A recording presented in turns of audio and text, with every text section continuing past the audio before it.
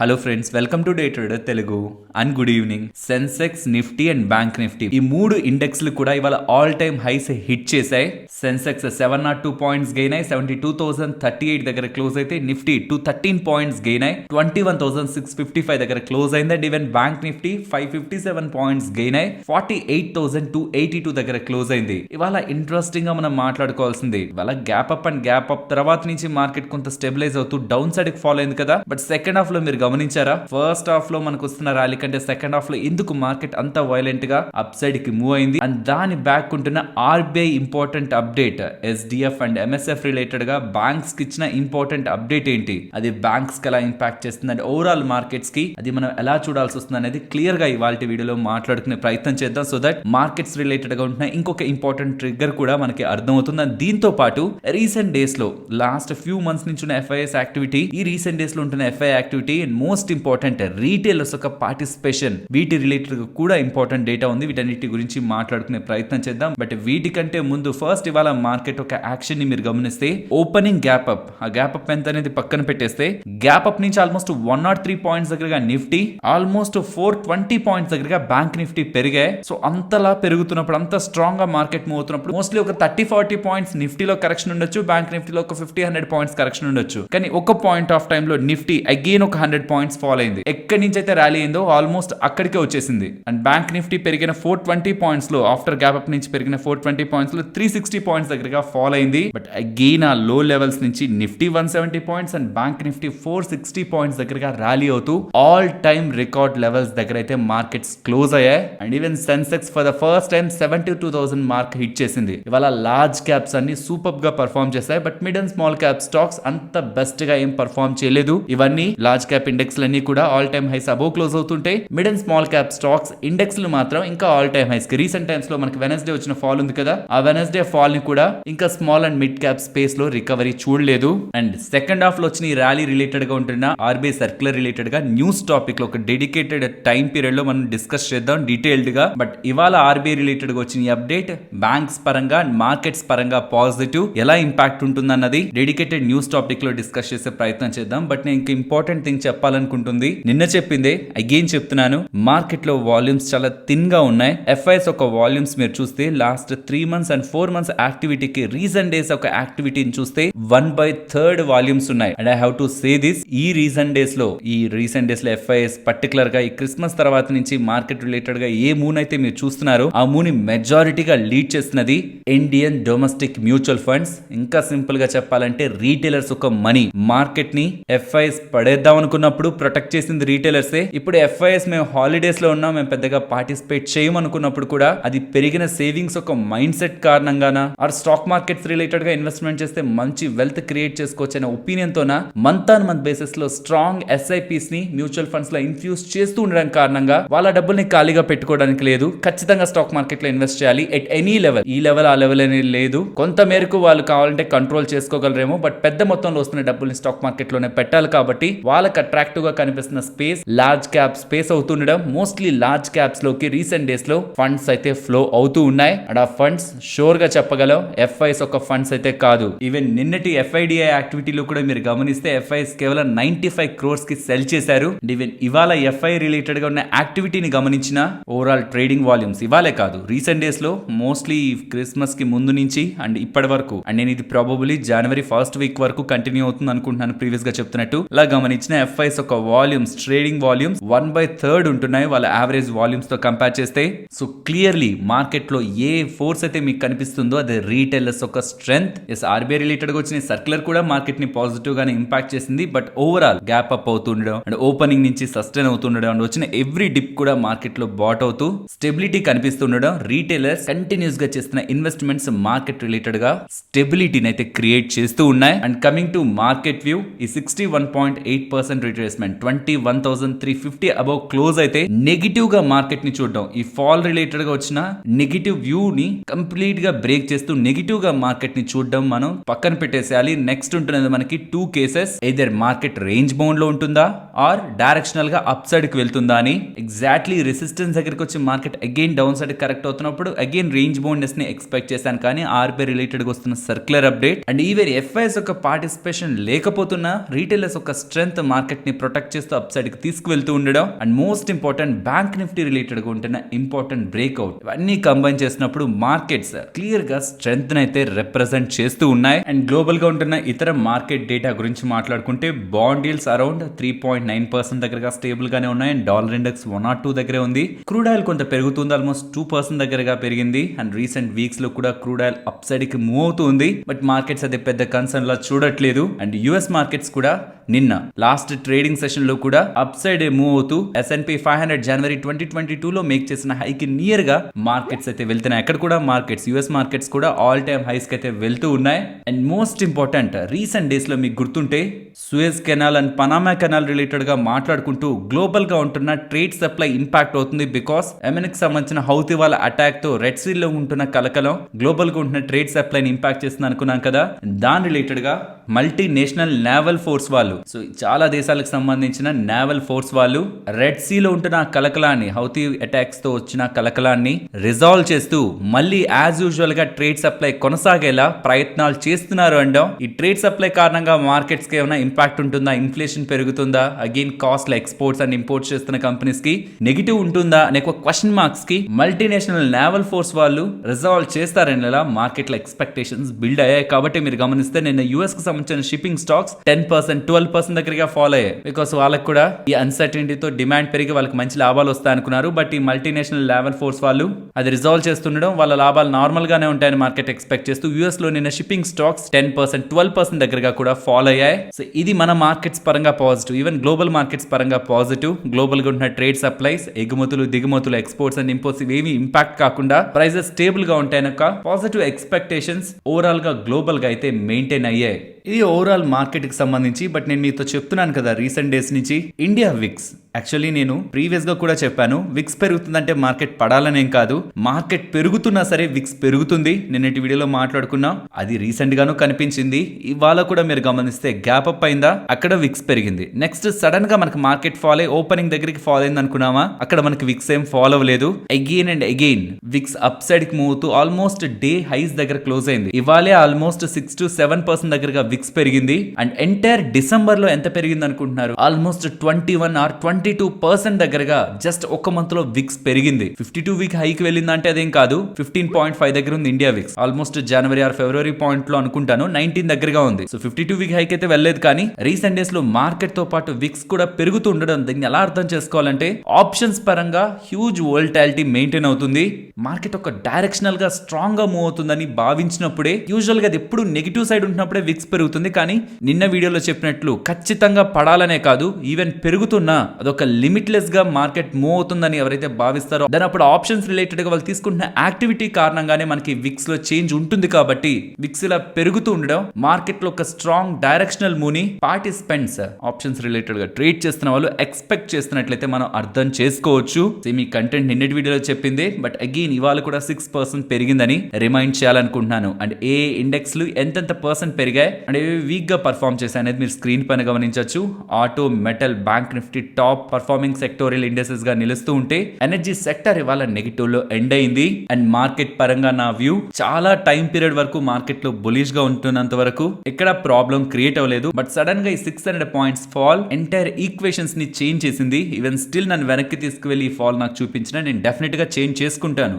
Because ఇంత fall ని చూస్తున్న పాయింట్ లో మనకు తెలియదు రికవరీ ఉంటుందని. బట్ పడుతున్న ఫాల్ లో క్లియర్ సెల్లింగ్ సెంటిమెంట్ ఉంది కాబట్టి నేను డెఫినెట్ గా నెగిటివ్ సైడ్ చూస్తాను. బట్ దానికి ఒక లెవెల్ అనుకున్నాం, ఆ లెవెల్ అబౌవ్ మార్కెట్ వచ్చింది, న్యూట్రల్ వీక్ వచ్చాను. బట్ అగైన్ ఆర్బీఐ వాళ్ళు చేస్తున్న స్టేట్మెంట్స్, బ్యాంక్ నిఫ్టీ రిలేటెడ్ గా ఉంటున్న స్ట్రెంగ్త్ అండ్ వీక్ వాల్యూమ్స్ ఉన్నాయి కాబట్టి మార్కెట్ లో ఎఫ్ఐఎస్ రిలేటెడ్ గా పెద్ద పార్టిసిపేషన్ లేదు కాబట్టి retailers money and mostly domestic గా ఉంటున్న ఫ్యాక్టర్స్ కారణంగానే మార్కెట్స్ రిలేటెడ్ గా ఈ మూవ్ కనిపిస్తూ ఉండడం. అండ్ ఆల్ టైమ్ హైస్ కి, రీసెంట్ ఆల్ టైమ్ హైస్ కి మార్కెట్ అబౌవ్ వచ్చి క్లోజ్ అవుతుండడం. మార్కెట్ అగైన్ 21,350 మార్క్ బ్రేక్ చేసి డౌన్ సైడ్ క్లోజ్ అవ్వనంత వరకు మార్కెట్ రిలేటెడ్ గా అగైన్ బులిష్ వ్యూ నే కంటిన్యూ చేస్తున్నాను. నేను అనుకుంది 21,700 to 21,100 ఈ 600 పాయింట్ రేంజ్ లో ఉంటుందని. బట్ ఇవాళ సెకండ్ హాఫ్ లో వస్తున్న మూవ్ మోస్ట్ ప్రాబబ్లీ ఆ రేంజ్ ని కూడా బ్రేక్ చేస్తుందనే ఒక కాన్ఫిడెన్స్ ని ప్రైస్ యాక్షన్ పరంగా బిల్డ్ చేస్తుంది. కాబట్టి ఇందాక చెప్పిన కొన్ని ఫ్యాక్టర్స్ అండ్ ఇవాళ ఉంటున్న ప్రైస్ యాక్షన్ వీటన్నిటిని బేస్ చేసుకొని 21,350 మార్క్ బ్రేక్ అవ్వనంత వరకు ఆల్మోస్ట్ ఒక 300 పాయింట్ రేంజ్ తీసుకుంటూ అది బ్రేక్ అవ్వనంత వరకు మార్కెట్ ని బులిష్ గా చూస్తున్నాను. ఫ్రెండ్స్, ఇలా మార్కెట్ డేటాను అనాలిసిస్ చేస్తూ వీడియోని మీ ముందుకు తీసుకురావడానికి మేము పెడుతున్న ఎఫర్ట్స్ మీకు వాల్యుబుల్ గా అనిపిస్తూ ఉంటే మన వీడియోని తప్పకుండా లైక్ చేయండి.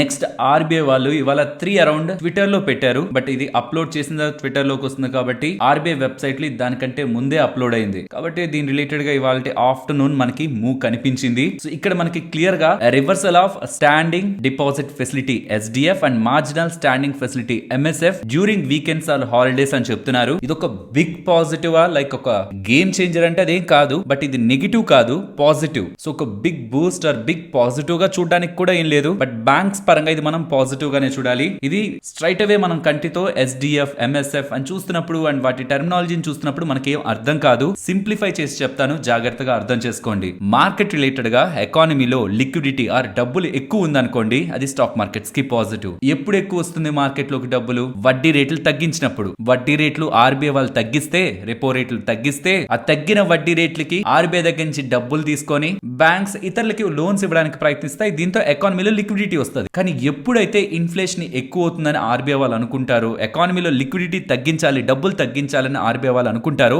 రెపో రేట్ పెంచుతారు. రెపో రేట్ అంటే వడ్డీ రేట్ ని పెంచడం కారణంగా ఆర్బీఐ వాళ్ళు ఏం చేస్తున్నట్టు, బ్యాంక్స్ ని ఆర్బీఐ దగ్గర నుంచి తక్కువ డబ్బులు తీసుకునేలా, తద్వారా ఎకానమీలో కూడా లిక్విడిటీ తగ్గించేలా ప్రయత్నం చేస్తున్నట్టు. ఇవే కాదు, ఓపెన్ మార్కెట్ ఆపరేషన్స్ అని, రివర్స్ రెపో రేట్ ద్వారా కూడా బ్యాంక్స్ దగ్గర నుంచి ఆర్బీఐ వాళ్ళు డబ్బులు తీసుకొని ఎకానమీలో లిక్విడిటీ తగ్గించే ప్రయత్నం ఆర్బీఐ వాళ్ళు చేస్తుంటారు. కానీ రెపో రేట్ లో కానీ రివర్స్ రెపో రేట్ లో కానీ ఖచ్చితంగా బ్యాంకులు ఆర్బీఐకి డబ్బులు ఇస్తున్నా, ఆర్బీఐ బ్యాంక్స్ కి డబ్బులు ఇస్తున్నా ఒక నోటి మాటతో ఇచ్చేయు, గవర్నమెంట్ సెక్యూరిటీస్ ని పెట్టుకునే ఇస్తాయి. ఆర్బీఐ వాళ్ళు డబ్బులు ఇస్తున్నా గవర్నమెంట్ సెక్యూరిటీస్ ని పెట్టుకుని ఇస్తారు. బ్యాంక్స్ ఆర్బీఐకి డబ్బులు ఇస్తున్నా ఆర్బీఐ దగ్గర ఉన్న గవర్నమెంట్ సెక్యూరిటీస్ ని పెట్టుకుని డబ్బులు ఇస్తాయి బ్యాంక్స్. కానీ ఒకవేళ గవర్నమెంట్ సెక్యూరిటీస్ లేకుండా కూడా ఎకానమీలో ఉన్న లిక్విడిటీని కంట్రోల్ చేయాలంటే ఒక సిస్టమ్ కావాలి. కాబట్టి April 8, 2022 ఆర్బీఐ వాళ్ళు స్టాండింగ్ డిపాజిట్ ఫెసిలిటీ అని తీసుకొచ్చారు. సింపుల్ గా స్టాండింగ్ డిపాజిట్ ఫెసిలిటీ అంటే మార్కెట్ లో ఉంటున్న డబ్బుల్ని ఆర్బీఐ దగ్గర పెట్టుకునే అవకాశాన్ని క్రియేట్ చేయడం. So that standing deposit facility ద్వారా మార్కెట్ లో ఉన్న డబ్బుల్ని బయటకు తీసే ప్రయత్నం ఆర్బీఐ చేస్తుంది.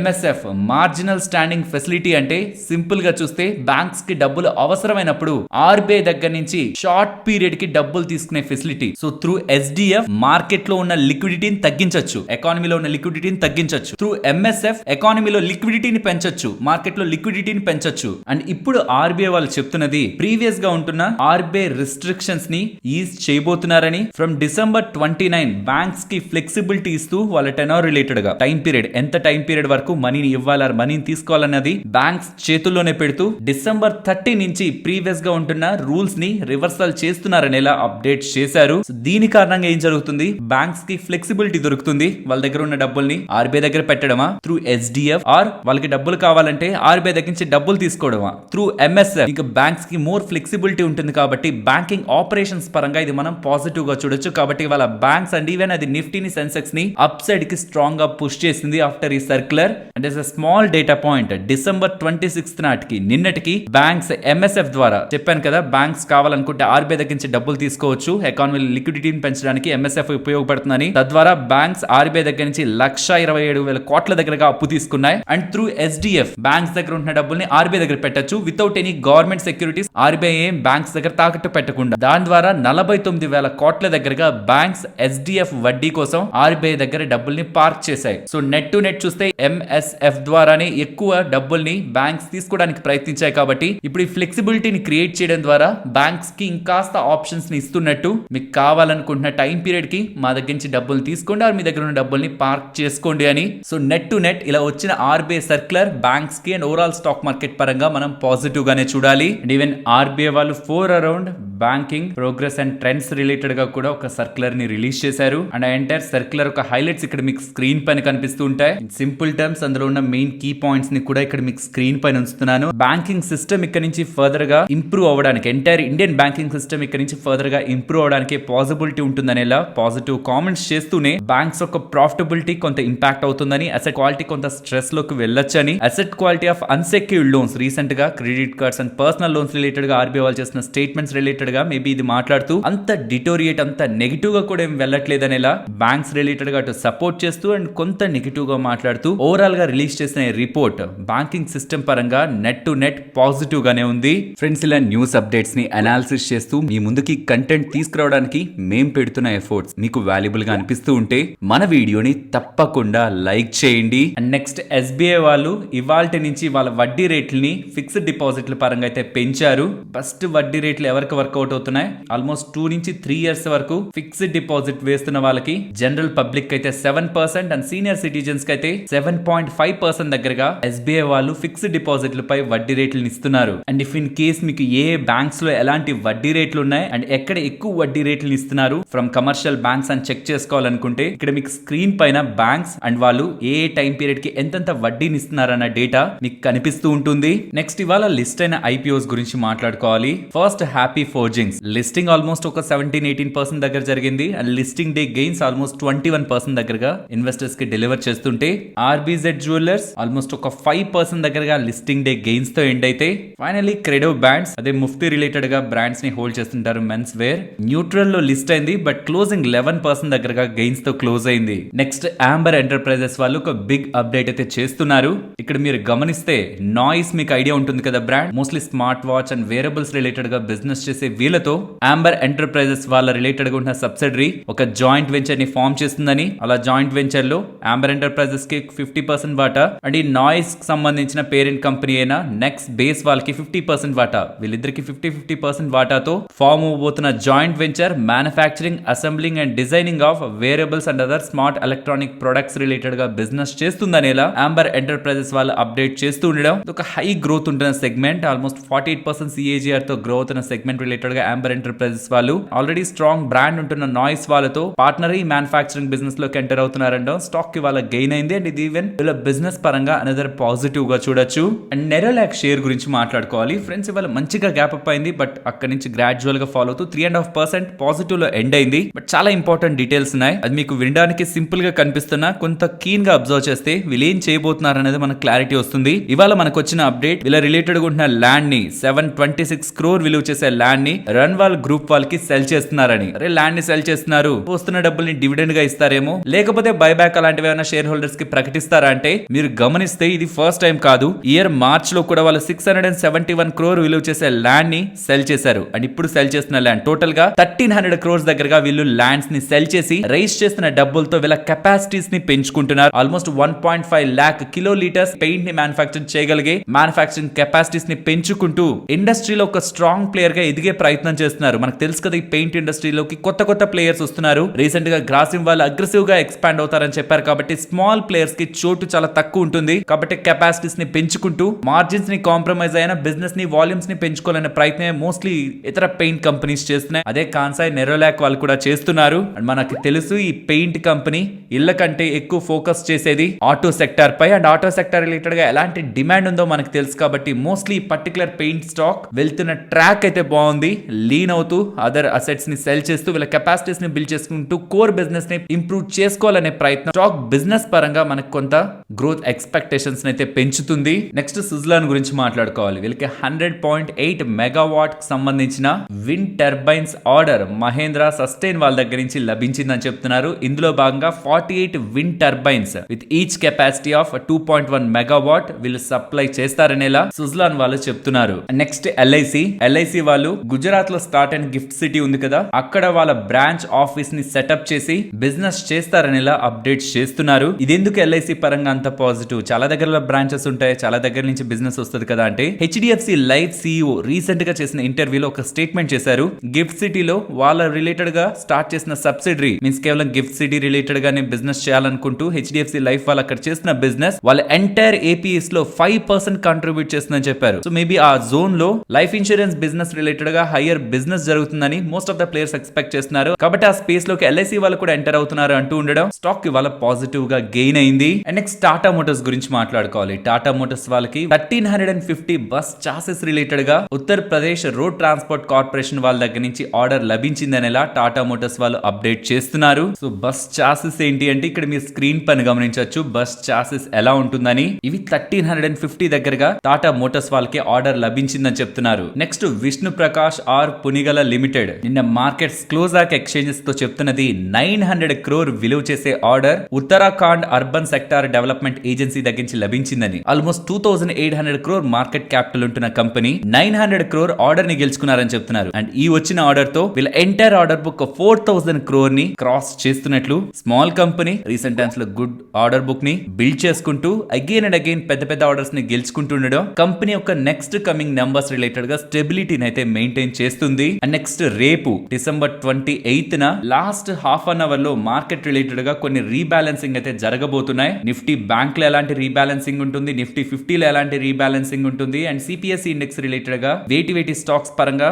కొంత వెయిటేజ్ పెరుగుతూ అండ్ వేటి స్టాక్స్ పరంగా వెయిటేజ్ తగ్గుతుందనే డేటా మీకు స్క్రీన్ పైన ఉంటుంది. అండ్ ఇఫ్ ఇన్ కేస్ మీకు ఈ ఇమేజ్ లో క్లారిటీ లేకపోతుంటే వీడియోలో పెట్టిన దాంట్లో 321 కి వెళ్ళారంటే ఈ సేమ్ ఇమేజ్ మీకు మన టెలిగ్రామ్ లో కూడా ఉంటుంది. అక్కడ క్లియర్ గా మీరు జూమ్ చేసి వాటిని చూడొచ్చు. మోస్ట్లీ ఇది ఒక పెద్ద weight addition or weight reduction ఏం లేదు. సో ఒక big impact exchanges or stocks పై అయితే మోస్ట్లీ కనిపించదు. అండ్ ఫ్రెండ్స్, ఈ మధ్య కాలంలో ఈవెన్ అది ఇల్లీగల్ అని తెలుస్తున్నా చాలా వరకు సోషల్ మీడియా ప్లాట్ఫామ్స్ లో unauthorised forex, CFD and binary trading platforms related గా అడ్వర్టైజ్మెంట్స్ అయితే కనిపిస్తున్నాయి. అండ్ దీని రిలేటెడ్ గా నితిన్ కామత్ గారు నిన్న ఒక ట్వీట్ ని కూడా పెడుతున్నారు. ట్వీట్ మీకు ఇక్కడ స్క్రీన్ పైన కనిపిస్తూ ఉంటుంది. ఆల్మోస్ట్ 100x దగ్గరగా లీవరేజ్ ని ఇస్తూ వితౌట్ ఎనీ రెగ్యులేషన్స్, అది ఆర్బీఐ రెగ్యులేషన్ లో ఉండదు, సెబీ రెగ్యులేషన్ లో ఉండదు. And in most of the times ఇది బాగా ఆలోచించాలి. ఎవరెవరైతే అంత లీవరేజ్ వస్తుంది, రూపాయికి 100 రూపాయల దగ్గరగా ఇస్తున్నారు ట్రేడ్ చేసుకోమని, లాటరీలా ట్రై చేద్దాం అనుకుంటున్నా మోస్ట్ ఆఫ్ ద ప్లాట్ఫామ్స్ అన్ని కూడా స్కామ్ ప్లాట్ఫామ్స్ అవడానికి పాసిబిలిటీ ఉంది. డిపాజిట్ చేసేంత వరకు మీకు అట్రాక్టివ్ గా మాట్లాడతారు. మీరు 100 డిపాజిట్ చేస్తే 500, 2000, 10,000 ఇలా ఏవేవో వస్తాయని. కానీ in most of the cases మీరు డిపాజిట్ చేశాక అది విత్ డ్రాల్ చేయాలనే ప్రాసెస్ చాలా పెయిన్ఫుల్ ఉంటుంది. అండ్ ఇన్ మెజారిటీ కేసెస్ ఆ యాప్స్ స్కామ్ అయితే మీరు డిపాజిట్ చేసిన మనీ కూడా రాదు. And most important thing,